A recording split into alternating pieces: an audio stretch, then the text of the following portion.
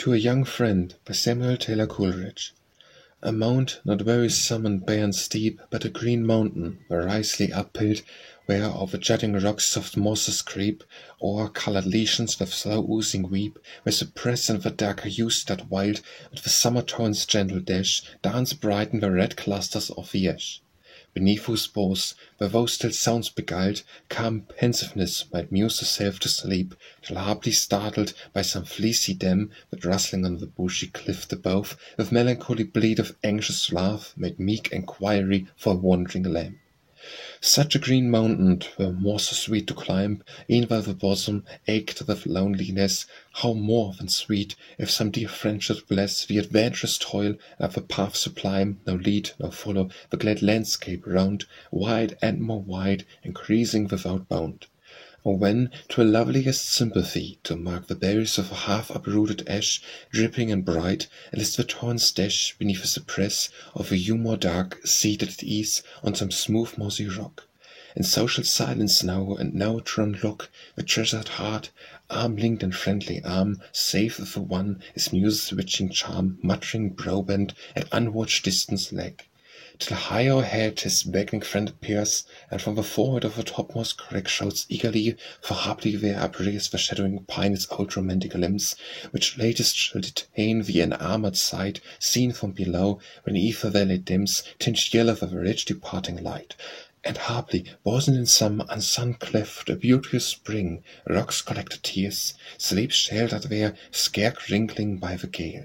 Together thus, the world's veiled turmoil left, stretched on the crag, and shadowed by the pine, and bending over the clear delicious fount.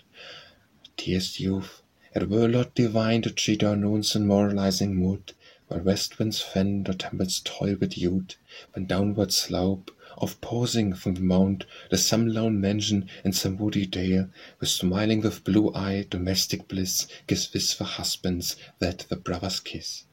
As rudely versed in allegoric lore, the hill of knowledge I easter trace, the verdurous hill with many a resting place, and many a stream, whose warbling waters pour too glad and fertilize the subject plains.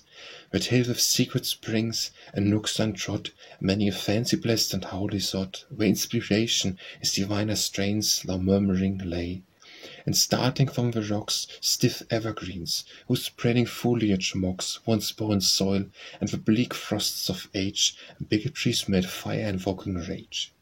O meek retiring spirit, we will climb, cheering and cheered, this lovely hills sublime, and from the stirring world uplifted high, whose noises faintly wafted on the wind, the quiet musing shall attune the mind, and of the melancholy theme sublime.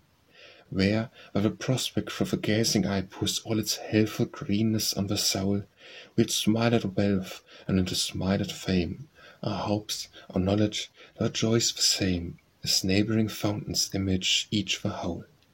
Then, when the mind hath drank its fill of truth, we'll discipline that heart to pure delight, rekindling sober joy's domestic flame.